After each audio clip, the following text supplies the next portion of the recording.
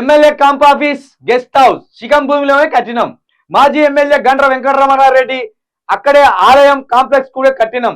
ఎవరో పిటిషన్ వేస్తే నాపై కేసు పెడతారా? 100% పెడతారు.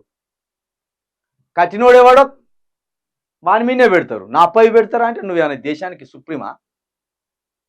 ఇష్టానుసారంగా మీ ఇష్టానికి ఇష్టం ఉన్నట్టు అన్ని గచ్చిపడేసి ఎక్కడ పడితే అక్కడ గిసొంటి దొంగలను తొలగించగానే కేసీఆర్ ఓడిపోయాడు. అక్కడ ఆ స్టేషన్ కనుపూర్లో ఓ దొంగ ఉండే రాజయ్య అని, ఆ దొంగను తొలగించిండు. అక్కడ కళ్యాణ్ సిఆర్ని పెట్టిండు, గెలిచిండు. ముత్తిరెడ్డిని తీసేసిండు, పలరాజేశ్వర రెడ్డిని పెట్టిండు, గెలిచిండు. అలంపూర్లో అబ్రహాంని తీసేసిండు, ఇంకో ఆయన పెట్టిండు, గెలిచిండు. కేసీఆర్ 14 స్థానాలు మారిస్తే 11 స్థానాలు గెలిచిండు.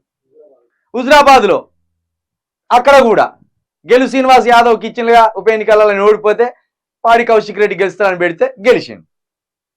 ఇట్లా చాలా చోట్ల 14 చోట్ల మారిస్తే గెలిచింది. ఇట్లాంటి దొంగలను వెంకటరామారెడ్డి లాంటి దొంగలను మారిస్తే ఈరోజు నీ ఇష్టమా?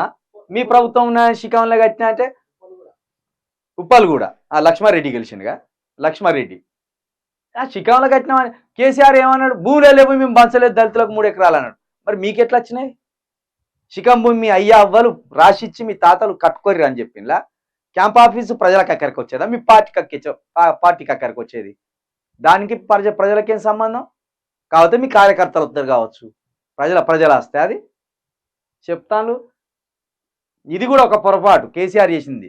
కట్టుకోర్ర క్యాంప్ ఆఫీసులు అంటే కథ మా సారే చెప్పిండు, మా ప్రభుత్వం ఉన్నదని ఎక్కడ పడితే అక్కడ కట్టేసిండు. మీరు కొనుక్కొని కట్టుకోవాలి. అది ప్రభుత్వ సొమ్మిని ప్రభుత్వ ఆస్తులను ఎట్లా వాడుకుంటారు? అది 100% ఇది కూడా పొరపాటే.